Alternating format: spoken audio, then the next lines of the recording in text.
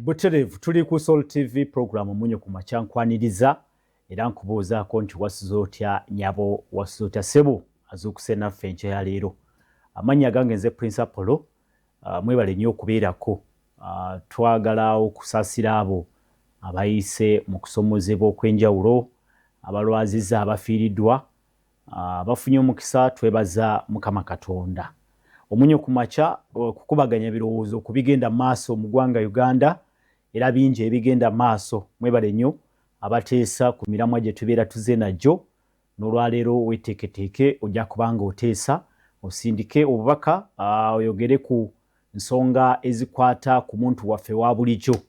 Olunaku lubadde lwaggulo mu Parliament, akakiiko akakwasaganya n'ensonga z'amateeka kw'otadde n'akakiiko akakwasaganya ensonga z'ebyokwerinda katandise ku ddimu ery'okuzza obuggya etteeka erifuga amagye mu ggwanga Uganda, UPDF Act. Twogera ku amendment oba ennongoosereza ezireeteddwa kati mu Parliament nga basinziira ku kiragiro kya kkooti ensukkulumu eyalagira nti etteeka lino likontana n'obuwayiro obuli mu ssemateeka w'eggwanga Uganda. Mujjukira bulungi etteeka lino lye lisimba kkooti y'amagye gye tumanyire ddala nga ye court martial oba general court martial. Ensonga zatambudde bwe zityo olunaku lw'eggulo. Senior counsel Kiryowa Kiwanuka ye Attorney General ye yabadde azze mu kakiiko ka Parliament alabike nga asimba etteeka lino.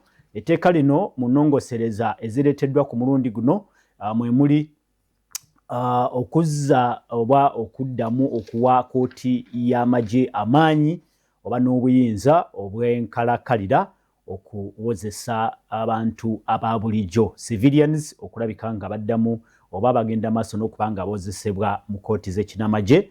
Kino bye bimu ku ebyo kkooti ensukkulumu bye yali emenyeewo. Mujjukira mu musango guli ogwa Michael Kabaziguruka ogwatwalibwa mu kkooti eya ssemateeka ne gwongezebwayo mu kkooti ensukkulumu. Balamuzi ne basala eggoye ne bagamba nti kkooti y'amagye terina buyinza buwozesa abantu aba bulijjo. Kirabika abakulu mu gavumenti ensonga eno tebaginyumirwa ne bagenda maaso n'okuba nga bakomyawo etteeka lino balikube oba bali panel beating ligabike nga lijja butereevu. Ku mulundi guno z'ensonga ze tugenda okutandika okukubaganyako ebirowoozo oluvannyuma lw'amaloboozi agavuddeyo nga geemulugunya nti si kya bwenkanya muntu owa bulijjo okuwozesebwa mu kkooti y'ekinnamagye. Nga bwe nkutegeezezza, etteeka lino lyakasomebwa omulundi ogusooka, lyasindikiddwa eri akakiiko, obukiiko buno bubiri bakolemu ennongoosereza bateeketeeke ebirowoozo bannayuganda n'ebitongole ebya bwanakyewa n'abandyagadde okuwa endowooza zaabwe bagenda maaso n'okuba nga bayitibwa bagende bawe endowooza zaabwe. Naffe katukubaganye ebirowoozo. Olaba otya enteekateeka eno gwe mulamwa gwe tutambudde nagwo enkya ya leero nga abantu aba bulijjo kirabika bakuddayo okozesebwa mu kkooti z'ekinnamagye. Agange nze Prince Apollo negatiddwako munnamateeka Counsel Aaron Kizza y'omu ku abo abaloozezaako ku bukambwe bwa kkooti y'ekinnamagye.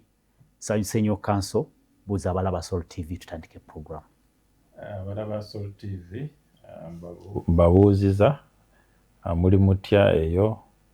Naffe wano tuli wano tunyumya ku nsonga ya kkooti ez'amagye gavumenti zeesazemu okuyisaawo okukomyawo ate nga za bulabe nnyo nnyo nga bwe mwandaba ku 7th January omwaka guno ab'amagye bwe bampambira mu kkooti ne bankubakuba ne bantuusako obuvune ate ne bansalira emyezi 9 mbeere mukomera era naakavaayo.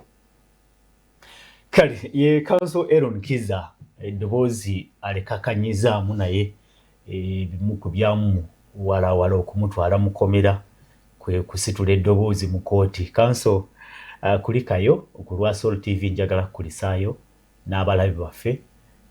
Enteekateeka zino nandisabye nti otuwe endowooza yo nga tutandika program. Enteekateeka ez'okukomyawo obuyinza bwa kkooti y'ekinnamagye okuwozesa bannansi no si bannansi abantu aba bulijjo oziraba otya era olaba ki mu nteekateeka zino zonna?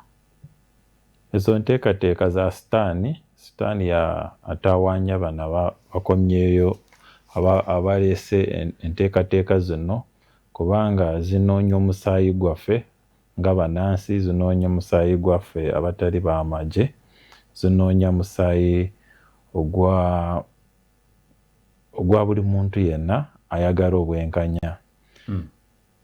Kkooti ensuukulumu okuziggyako yali ennyonnyodde bulungi nnyo enjere gya kkooti zino zirinyirira eddembe ly'omuntu wa bulijjo ate nga tezeetongodde kubanga abakwata mmundu bano be baagala bazibeeremu tebaagala kuwuliriza eby'eddembe, tebaagala kwetongola naye bawuliriza kimu ekiva mu high command, ekiva mu bakamanda baabwe.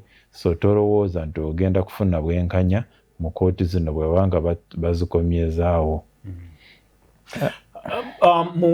Mu kye twalabyeko mu draft copy Council Eric n'abatulaba eyo boogera ku mulundi guno nga kkooti bwe yalagira Supreme Court nti abagenda okutuula ku kkooti eno ku mulundi guno luli babadde nga bannamagye naye ku mulundi guno bajja kubanga oba bannamagye oba bantu ba bulijjo naye nga batendeke mu by'obulamuzi oba mu by'amateeka n'ebirala enongosereza nyingi oba oliawo bw'otunula mu draft copies ze baleese wadde nga waliwo kye boogera ku nsonga eno ey'abantu aba bulijjo nti under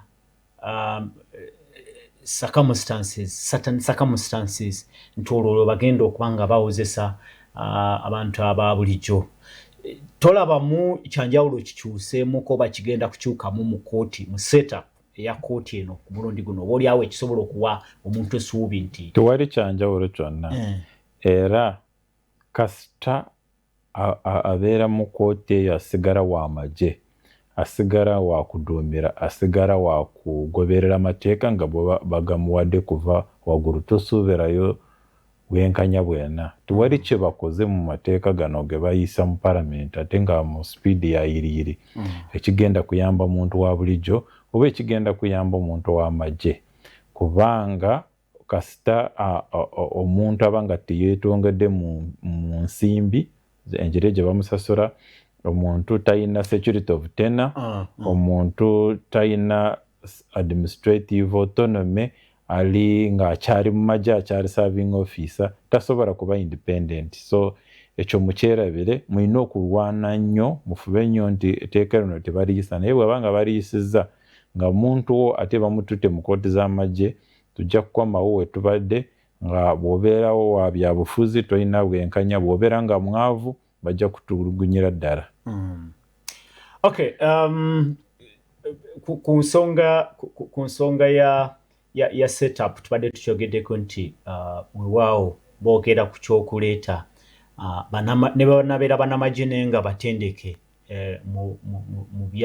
mu mateeka, naye era mabegakaawo twawulira ekirowoozo nti kisoboka n'okuleeta omulamuzi ali civilian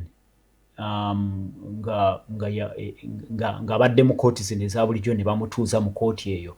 Ekyo kyo olowooza kirina kye kikyusa oba oliawo abateekateeka kati basobola okirowoozaako ng'ensonga enkulu? Ekyo kyo waliwo ke kiyambako katini naye tekiriwo, tebakyagala, tebakikoze. So okukyogerako tuba tulinga abateebereza.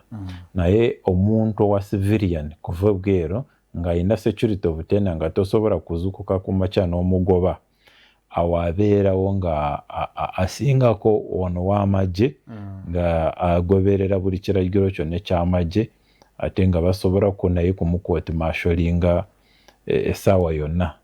Naye bw'abeera civilian nga mulamuzi wa high court awo kibeerakokko, naye ekizibu ekiriko olaba nti n'obwobeera civilian n'obwobeera amagye eno kooti ya myaka 3 yokka na obudde bwe bagiteereddeko kati ekyo nakyo kizibu. Kooti erina okubeerawo nga yabubeerera kati ng'okubeera mu high court ovaamu nga oretirinze, ovaamu ng'ofudde, ovaamu nga bakupromotinze.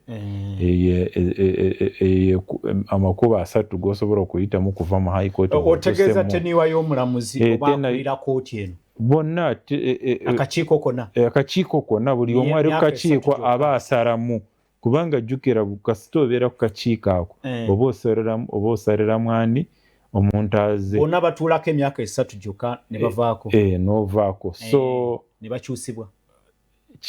Ekyendiko kyekiti kugamba kasita obeera ku kooti eyo wandibadde ng'obeerawo embeerera ng'olekudde amagye oba ng'okoze ki nga bakukuziza oba ng'ofudde. Naye by'okugamba nti emyaka 3 yokka gy'olina kati oba obala bwenva ku wano myaka 3 ngenda kukola ki? Bwenva wano banamba omulimu omusavu oba basajja mbayisiza bubi. So kasita omuntu abeera w'amagye ng'ali ku kooti eno abeera ku bunkenke ate aba alinze kiki kye bamugambye, abeera mu kooti ng'acekinga na ku simu oba CDF ansindikidde message ate bannange temwerabira n'embeera eriwo embi eyongedde kuba mbi nga tulina CDF tewali tteeka lyagoberera. Ate olowooza anaateekamu ekitiibwa bano ba court martial, aba general court martial, aba divisional court martial, aba unity disciplinary committee. So etteeka lino ngambe lya sitaani.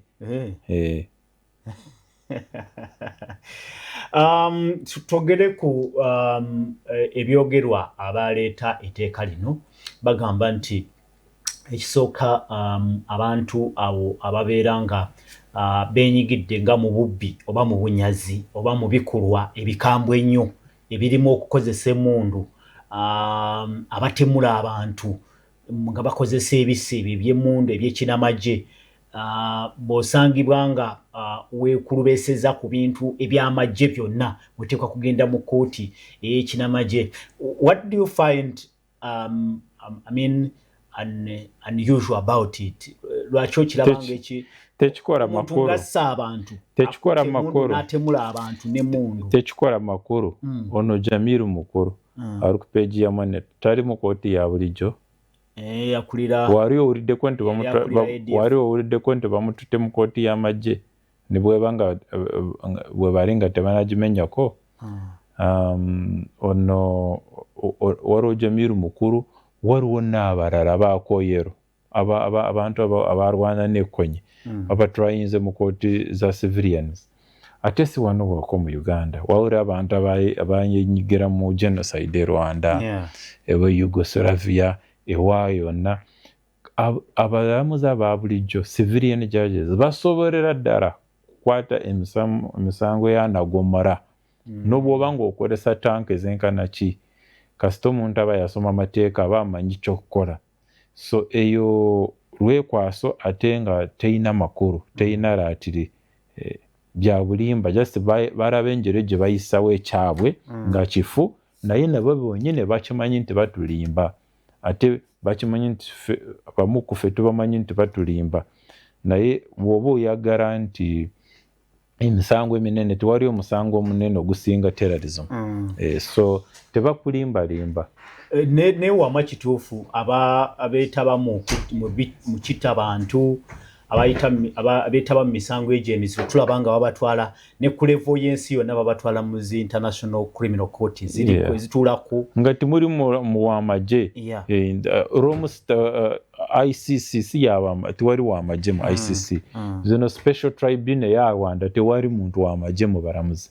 Special tribunal eya Yugoslavia tewali muntu wamagye. Mu Nuremberg ebatrayinga bana bakola holocaust abanazi temuli muntu wamagye. So tebakulimbalimba, tewali omusango oguli awo nti Uganda gwe yakalaba nti gw'amaanyi nnyo kusinga emisango eyo.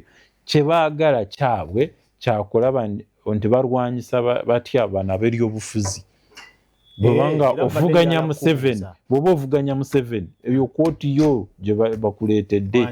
Bw'oba ovuganya Museveni oba Mutabani eyo kooti gye bakomayo yo kikwate bwotyo si wambundu si ki ngo mpulira wali wa Nuupu PFF oba kiki kasita oba ofuganya Museveni oba tokanya nabo kooti eze bagikuleetedde. Soul TV program Omunyo ku Makya, nze Prince Apollo, tuli ne Council Aaron Kiza munamateeka ate omulwanizi w'eddembe ly'obuntu. Twogera ku nteekateeka egenda mu maaso okukomyawo obuyinza bwa court martial, general court martial, oboolyawo egende mu maaso ewozese n'okwozesa abantu ababulijjo. Twegatiddwako Samuel Walter Mukakulubega muna Democratic Alliance munabyabufuzi abadde naye nga ennaku zino aweere n'emba n'emisango mu kooti naye ndowooza yeetanaba kutuukayo mu general court martial. Sanyuse nnyo mwami Mukakubuuza abalaba Soul. Mbalamusiza nnyo abatulaba musonyiwa okutuuka mu late. Naye Apollo yakoze omulimu gwe. Njagala nnyo okubeera honest mu nsonga ezo. Naye omutwe gwali gugandide wansi. Ndi musanyufu nnyo okusinkana Council Aaron. Kuliko ebizibu byonna. Katonda agulumizibwe. Kale naye nga nze ndi omu ku baayisibwa obubi ennyo. Tugendanga mu kooti martial zijjukira oba? Ndi omu ku baayisibwa obubi ennyo nga bakwata Council Aaron. Bamukwata ku lunaku lwandibadde ng'oba lwokubiri oba olwokusatu baali lwakubiri oba waliyo. Naye nali ku ddirisa nga bamusika ne mpulira bwakaaba era ne ngamba banange ndi omusajja bamukoze bubi kuba nawulira nali ku ddirisa baali batufulumizaamu ate naye nali ku ddirisa n'omwami omu omuzungu gwe simanyi. It was terrible. Naye Katonda munene. It was terrible. I can't Katonda yeebale kuzza. Kale mwami Lubega kigambo kimu bibiri enteekateeka zoogerako ki kati ezigenda maaso mu Parliament nga ennongosereza zaleeteddwa okusimba actually tunuulidde okusimba court martial naye ennongosereza za kutereeza entambuza y'emirimu mu magye kuba lyeteeka erifuga amagye.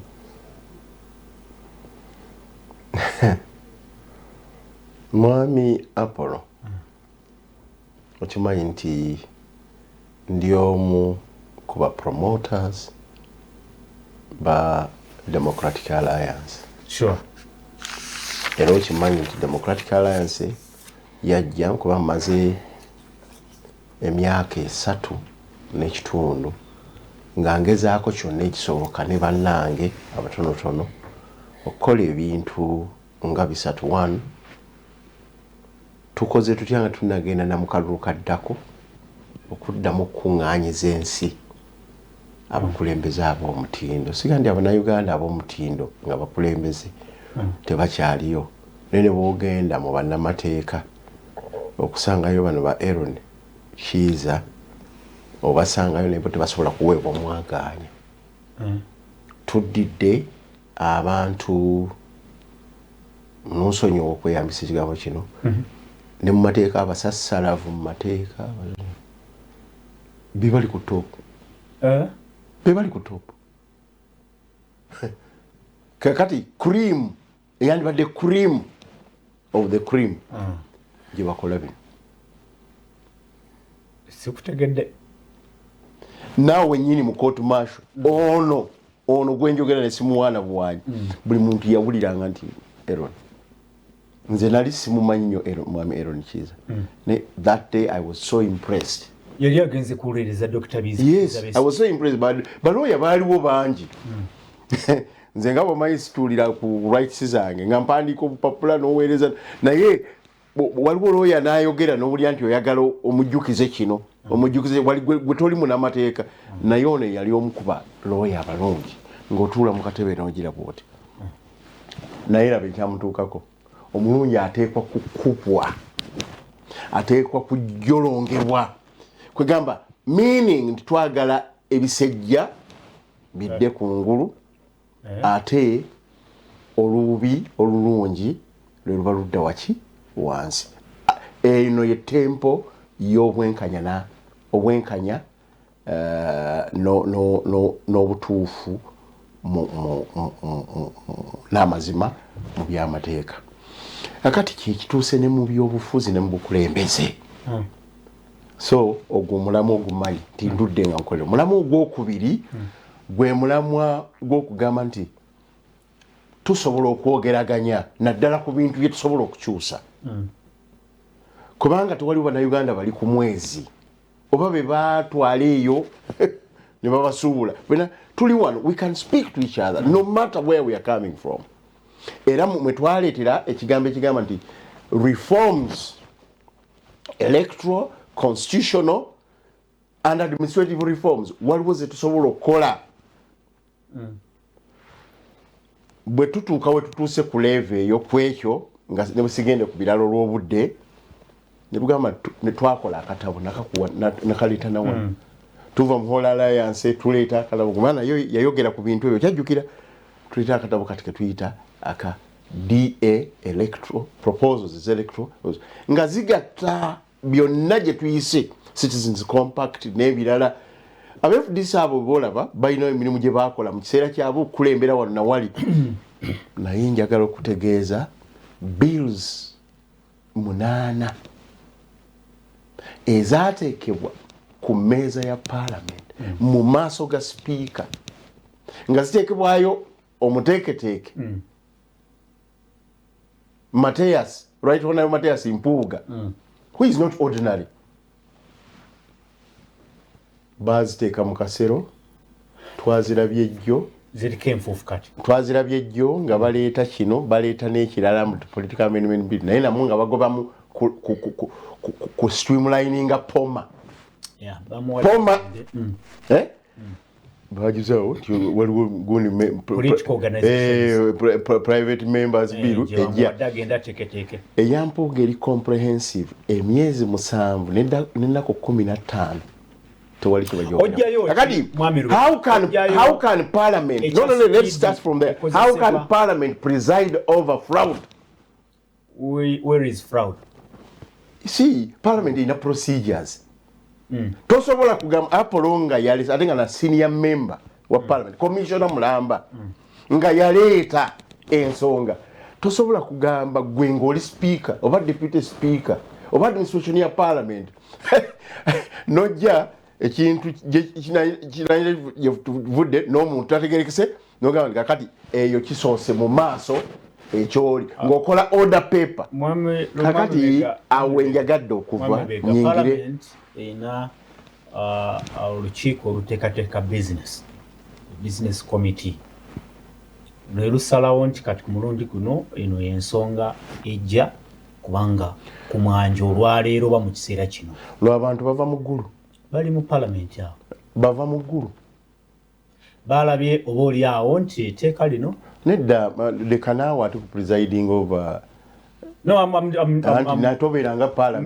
tobeeranga Parliament oli munamawulire tell the world togamba nti balabye osanga oba oli awo lwaki twogerako osanga oba oli awo nga facts ziri ku mmeeza olabaki owulidde golabaki oli eyaleeta bamuyita Mateus Mpuuga commissioner wa Parliament and forward on behalf of the opposition. You see, tosobola gamba mbomba osanga waliwo olukiiko bali tebali mu ggulu ate n'abateeko bikolako beebo. Now you can see that kati baleese kino kubanga Aaron Kiiza baagala muzza mu court martial. Kubanga Dr. Kiiza Besigye baagala muwanika ng'oli bwe yagamba. Kubanga ba politicians ababavuganya tebalaba we bagenda banyigira. So you can see that fraud. You cannot be the father of the nation, no presiding over fraud. Okay. Let's be honest. UPDF. Yakamala emyaka 10 kakati ana bukya ejja. Ngeva mu NRA. Eggwanga terinaba kufa kugwawo. Owulidde? Bwangu ki obuliwo tugenda mu kulonda ebulayo weeks 6 n'ekitundu tutandika okulonda bwangu ki obuliwo ku UPDF Act ku UPDF Act okusobola ne court martial bwe bateriwo ate okulonda kumala okutuuka tugenda kubanga tufudde. Nalabye owekitiibwa speaker nga bategeeza abalikolako nti bafube nnyo etteeka lino liyitenga ekisanja kino ekya parliament tekinabako. Kakati wuliriza naye twagala electoral constitutional reforms minimum ezo tebazirabamu makulu kati balabamu Eroni agenda okuyitako nga tomunyize okumunyiga ebitundu bye ebyekyama n'ekirala tekyamala naye kati twagala tuddire munnamateeka tuddire munnabyabufuzi kubanga bamulabyemu nti atuyitako amateeka agamanyi n'ebirala tumunyige. Ekyo si kyekikulu eri eggwanga lino. Ekikulu eri eggwanga lino singa tugenda mu kalulu mu ngeri embi ng'eyaluli we can lose saa mukaaga zokka we lost 64 people on count naye nga ate balutoloza n'okulaza kulabire million 100. Owulidde? Do you want that one to repeat? No. Eggwanga katono ligende ne mwamuze yatuuka n'okukyusa ono wa poliisi muzeeyi si bwe yagamba ebintu byakugize eggwanga lyali ligenda ku flames. Tolabawo nsonga lwaki etteeka lino lyandibadde eriddusiba tolabawo nsonga yonna lwaki etteeka lino lyandibadde eriddusiba ku speed gye lidduseemu. What justification? Kyenjagala Justification ki? Okay. Nkugambye amagye gabaddewo emyaka 40 kikyenyikize kati ekigamba nti tuba tetukoze kintu kino nga tetunaba kugenda wali tugira. Ekyokubiri bwe kibanga kiri very important eri eggwanga ng'ebintu byonna bwe biba important mu constitution yaffe mulimu ekkowe nalyo twalyogerako mu electoral reforms nti ebyo bye tulabanga biri very important ate tetuyina na ssente kuba balugamba n'okulonda kwero si tekusobola kubeerawo kuba tewali ssente n'ebirala byonna tubiteeke ffe twaproposinga tubiteeke ku referendum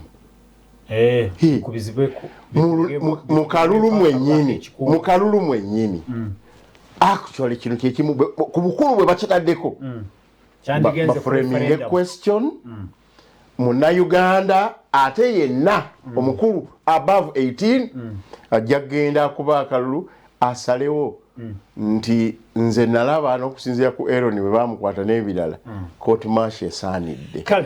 Naye n'ekyo nakyo tebakyagala kigende mu bantu. Mukaako ekyo kirowoozo kirungi. I think ndowooza kituyamba nti mu kiseera nga kino nga etteeka likyali mu bubage. I think that is a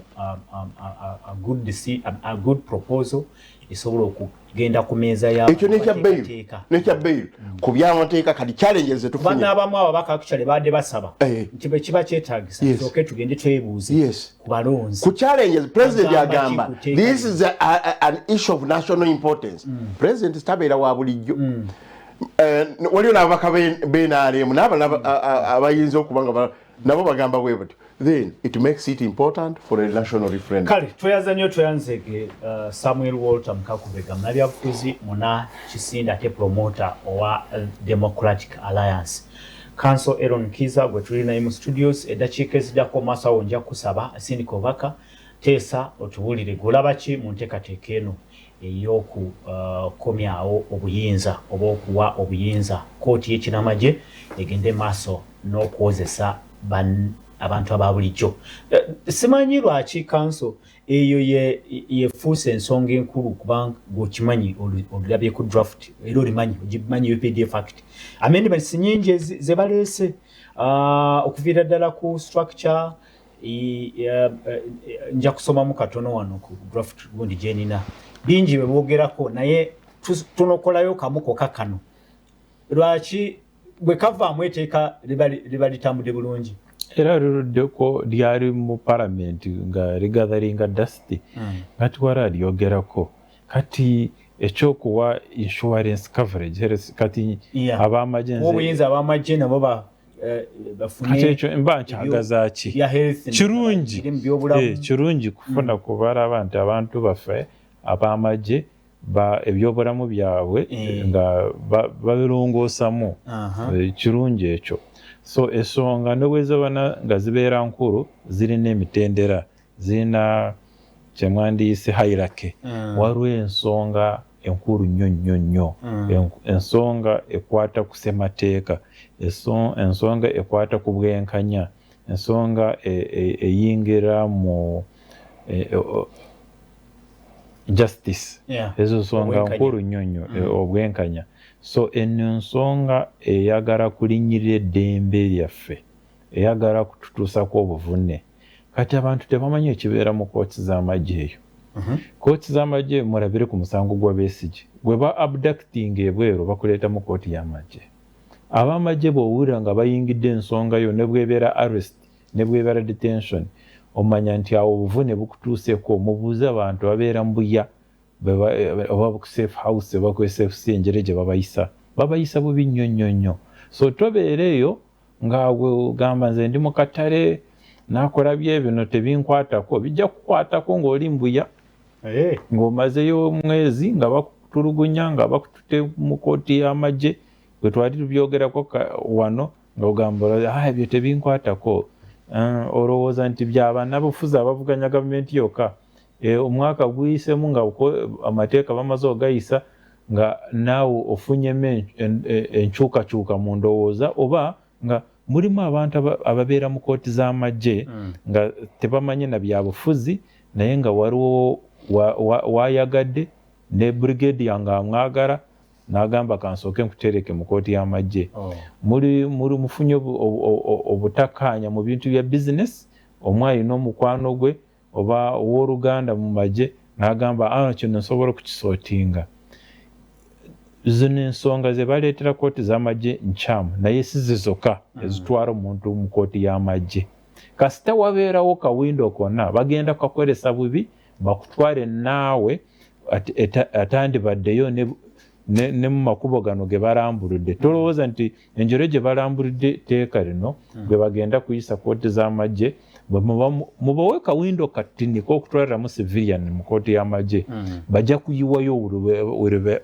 wonna we bayagala ow'ebyobufuzi ow'ebyobusuubuzi oba nga mu maka tufunye obutenkanya weesanga mu kooti y'amagye ate niweebuuza nze nga naali simanyi nti eno kooti egenda kunfuga nange yes egenda kufuga kasita nga enjere Uganda gye bakifuga tukyali mu nfuga mbi eno ya Museveni n'omutabani buli omu yenna kandidate wa kooti y'amagye eno nsonga nkulu nnyo kubanga essaawa yonna weesanga mu kooti y'amagye nze emyaka gyonna gye mbadde nga practicinga law mbadde simanyi nti nsobola kwesanga mu komera mbadde ndowooza manyi ku avoiding ekomera naye nasooka ne ku demonstratinga nga ndi ku university by the way naye ngamba kansooke mbirekere mukaaku ne Besigye ne balala nja kuba abo banga baba tutengenda kubeerayo nga looya waabwe naye nakyo tekyanyamba banange mwebereremu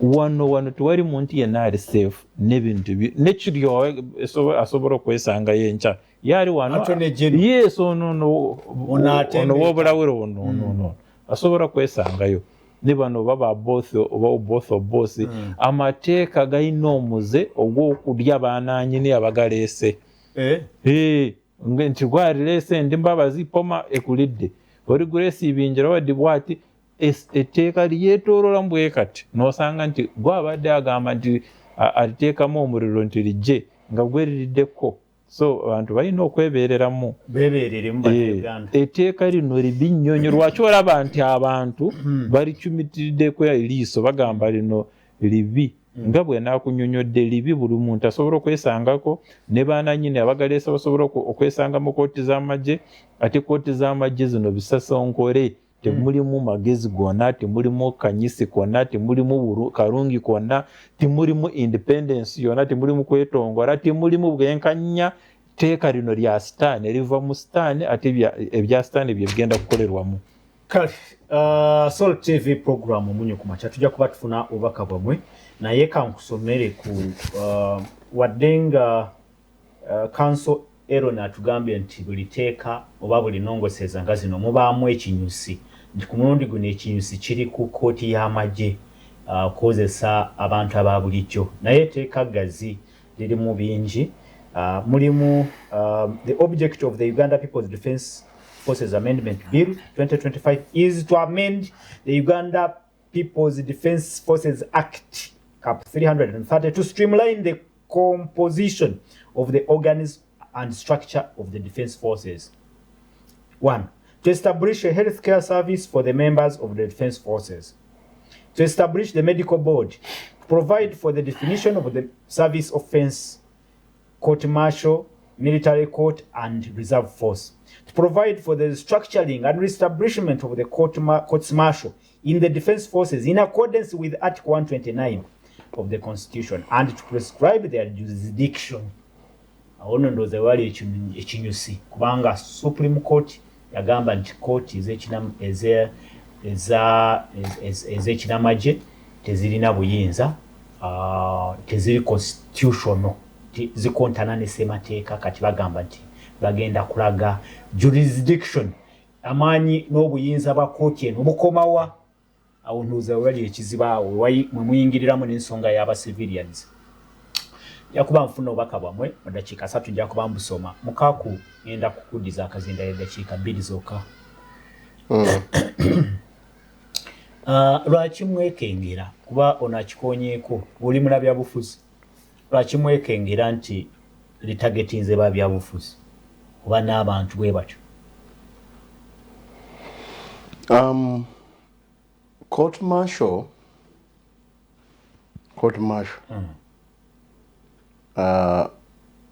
essence yayo military court martial yakulaba nti abasirikale bamukwata mundu, abasirikale era bagamba they had to forfeit some of their rights okusobola okuba nga bagondera omukono gwa komanda. Bobeera mukwata mundu olina obuyinza obumu bwewerekereza, baalireeta bwe batyo kubanga jjukira bali bakwata ebisi tebalinga gwapolo be bali omuntu gw'ofuga omutuuza ku kisi naye kyasobola okukozesa okukumalawo naawe okusubjugatinga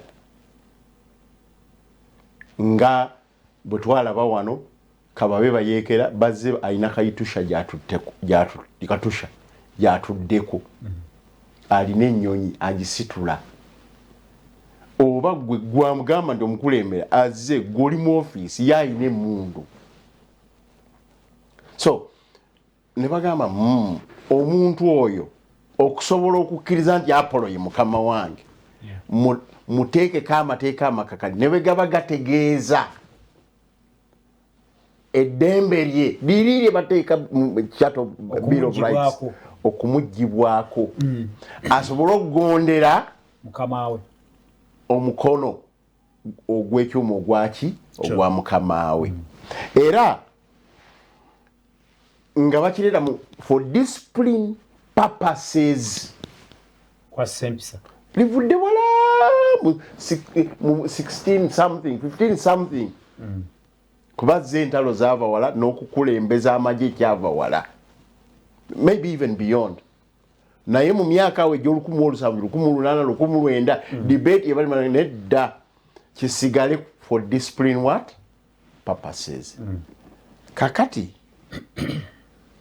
bwe tuzze nga democracy agenda nga civilian rule yeyina okubeerawo.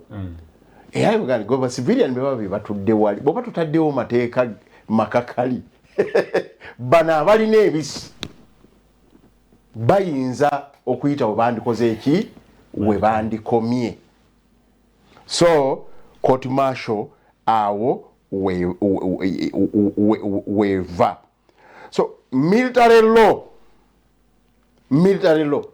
eyo court ekwataganya ne court martial era is concerned with the maintenance of discipline in the armed forces. Kakati mwe lwaki mwekengera kakati oli ali mu kugamba nti era omukulu w'amagye etteeka lya court martial likolebwa nga gwe yalina okulonda n'okulaba nti ateekawo abantu abanaagondera ebyo now ffe tetwagala kukola mateeka ng'omuntu yenna kabe mu ofiisi ki tuli ku maseye buno obuweereza bw'abannamateeka buno kyebaba bayita bwa court officials buyina kulaba nti obwenkanya n'amazima tebuli wansi wa muntu buli wansi wa mwami Lubega tona bakunziramu wa kooti mbuuziza mwe mwekengera ki bannabyabufuzi eteeka kyembuuza sikibuuza nti nenkibuuza olwokuba waliwo bakyogere bwe batyo bw'obanga toteekateeka kwetaba mu bikolwa biseketerera ggwanga bikwatagana n'ebisi ebyo weekengera ki? These are ad hoc era bazita ad hoc courts ne bwono gisiimuula akaziga akafaanana katya esigala ad hoc court lino neteeka ligisindira ddala eno by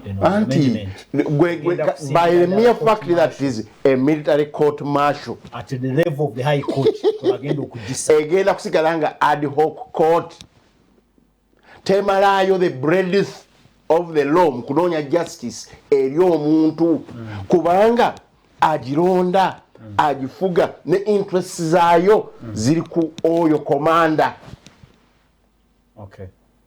teziri mu interest ya sovereign wano mu Uganda okuteeka tunakyusa byonna wano mu Uganda the sovereign are the people, the citizens of we the people of Uganda.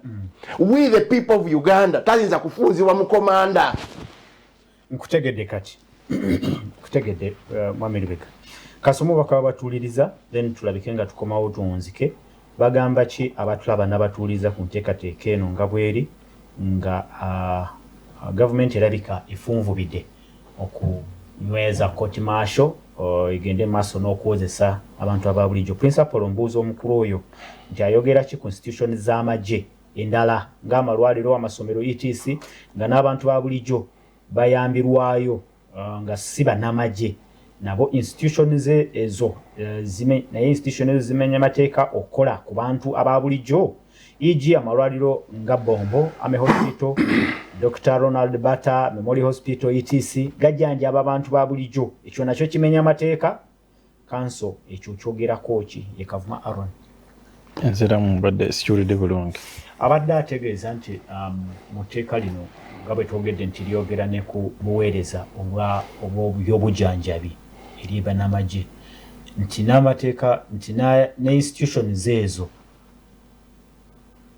ziyamba n'omuntu owa bulijjo waliwo aba benefiting from those services kati olinga agamba nti ebyo nabyo biri mu bumenyi bw'amateeka ekya insurance coverage tetubirinako obuzibu era ffe abasinga okulwanirira condition z'abaanamagye kubanga si nnungi okutwaliza wamu ndowooza ne salary increment gye baakafuna lwakalulu ka 2021 mumanyi nti kandidate omu yagamba bawo 1 million eyaleese embyo Besigye yali abayambye okubapushinga ffe abalwanirizi b'eddembe ly'obuntu tuwagira nnyo endaberera y'abamagye ewiisa amagye ekitiibwa kubanga bannayuganda kubanga baana baffe bantu baffe babrother baffe ate tubawagira tubasupportinga so ffe tetulina obuzibu babawa ekyo beetaaga obulamu bwabwe bukulu nnyo nnyo ate bamu basacrificinga ne bwe wandibadde nti bamu ku bo babbi ate abamu balaala bayaaye balo bafraudster bonna bayogerako abalala ne bya batabamanyi beeyisa nga babimanyi abalala tebaagala kusoma so abo nabo mwebali naye abantu bangi ate nga balamu. Kale webale program Mr. Pula amanyanze Valence Lwavumba from Kisoro district eteeka eryo teririna buzibu naye litunuulidde kusaanyaawo opposition kyokka ati awo sikutegedde agambye teririna buzibu ate litunuulidde kusaanyaawo opposition message sigitegedde bulungi no kyayogedde nange kyanjogedde bw'obanga tokkaanya ne Museveni n'omutabani we lino teeka lyo lizze kutulugunya kubanga jjukira opposition to what ngo you are opposing Museveni. Banange Uganda ani agiroga nsaba tukakane tumanye nti amagye nsanafu era nsolo eri abantu tubigane tufe kukulakulanya nsi yaffe nga Burkina Faso. Salongo Dumba Richard Kasese kuwera boda message simanyi oba bagitegedde naye kale tweyanzeege okubanga olaba era ogoberera producer ndaba nchina yedda kiyika kumikirizamu ko katono somo baka batuliriza nabatulaba message singa okay kituufu abamajje bawozese abantu ba bulijjo kubanga emisango gye baba bakoze gibajja nagomola jone ruzira oyo tawuliriza nakugambye dda nti n'omusango ne gubeera gwanagomora gutya abalamuzi aba bulijjo bagisobora lwaki kati Koyero abadde mu kooti ya bulijjo lwaki Jamiru mukulu nejjo bamutute mu kooti y'amagye ate mwabadde ye tebamutwalanga mu kooti y'amagye ate lwaki oyagala kutwala yaba nabufuzi mu kooti y'amagye naye abantu bogambye nti ADF nti konye RL boto yagala kubawereza mu kooti z'amagye bwoba oyagala nnyo kooti z'amagye twala barwebuzi bokutte ku front line nabo batwale mu kooti z'amagye. Okay, musisijolamu alikasubira agamba nti webale nnyo okuweereza ndabira kanso Aaron oyo muzira waffe yebale nnyo okubeera omuvumu kale toyanziza kasubi dakiika ezisigaddeyo nosigenda kuziwa abali mu studio ndaba abasinga bwebaza nga bwagambye nti kale kanso kati mu kiseera kino amanyi tulabanga galinga mangi agateereddwa mu teeka lino ne speed gyeridukira ko yayiriyiri balireeta mu palamenti luli eggulu limu olunaku oluddako luli mu kakiiko batandikidde balabika waliwo speed etali ya bulijjo kiki kati kyetusobola okukola mwe ng'aba abatakanya na nteekateeka emu kuba process kati etandise nalabye bawandiikidde aba NUP bagende batwale ebirowoozo aba FDC nabo nalabye ebbaluwa bagende batwale ebirowoozo eri akakiiko babawadde budde ki baba wandiikidde 12 ebbaluwa ya 13 bagamba 14 tubagala mu kakiiko tewali webawadde budde bwakutwalayo ebipapula naye babadde balina okweyisa nga bakikoze ngono bwe yagambye fraud ogirabirawo ne mu palamenti naye ombuuziza kiki abannayuganda kye basobola okukuba oba mwena mweyiwe ku luguudo naye okusinga nnyo mutunulire nnyo palamenti pressure yonna yosobola kuteeka buzito bwena bwosobola kuteeka ku palamenti ya Uganda kubanga kati omupiira weguli yekisaawe Museveni kyasambiramu guno omupiira ogw'okutulugunya bannayuganda mubateekeko pressure yonna MPs mubarage nti tebakomaawo mubavumeevume obanda kyonna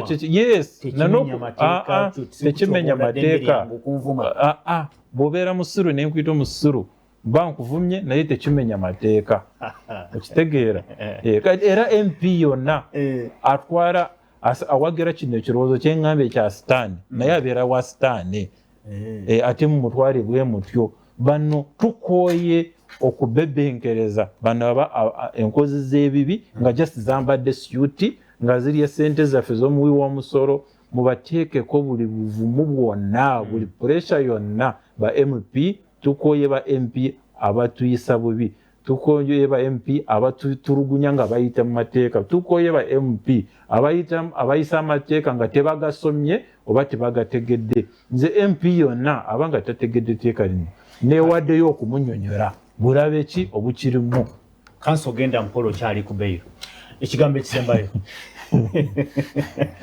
oluusi weerabira kubanga bino bintu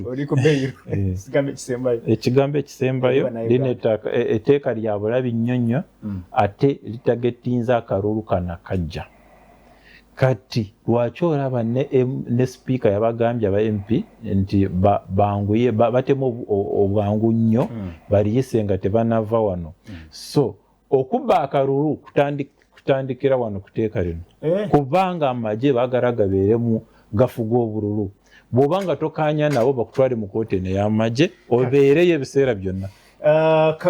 Mwami Lubega mukaako eddakiika linemu yokka unzika osibule mu ddakiika eyo. We, the people of Uganda, shall be the sovereign of this country. Oyo Ssemateeka. Buli lw'okola na kino ekiri mu parliament olwaleero oba omaze okugenda against that pillar of our constitution. Era obanga haja overthrowing. Because overthrowing ze sovereignty y'abaki y'abantu. Ate eri military court martial ekigendererwa kyayo is to subjugate, kwe kuteeka wansi obuyinza wansi w'omukono gwa commander. Ffe mu constitution yaffe ne president mukozi waffe mukozi waffe jasi kano kampe mwami Apollo tebereza ngewuwo omukozi oba muwala gwaleeta okola nga yasalawo buli kimu nga naawe gwolina okwegayirira ku buli nsonga yonna. Kale agange nze principal oyiga Mary Samuel Mary Namunondo zone agamba nti I do agree with the council's opinion, otherwise greetings to the panelists. Tubagalize omukisa gwa Mukama, tulinde gye binagwera, tulijja kubanga tukomawo ensonga tuzikuleetera tuzikubaganyeko ebirowoozo. Etteeka liri mu parliament mu kiseera kino kyennyini, bago actually liri mu parliament mu kiseera kino kyennyini, katulowooze nti abakulu aba MPs ababaka baffe agenda kubeera soba mu kulitematema n'okuliteekateeka nga babaguze babeere soba nga babawadde miliyoni 10 nga bagenda kubongera endala. Bosi tuddamu kulimba Abannayuganda tewali sobilite yonna. Ate tewali togamba tuteekawo na kigambo waliwo essuubi. bwe kibanga kino etteeka kkulu balize wa sovereign asalewo. Kale bwe nva mu ntebe sport subjects yeddako mubeereko mugoberere ekisawe ky'ebyemizannyo bitya bwe binaatambula. Tiimu yonna mwebale sibe bulungi tugende tukole mwerako. Download the Salt Media app from the Google Play Store and the Apple App Store.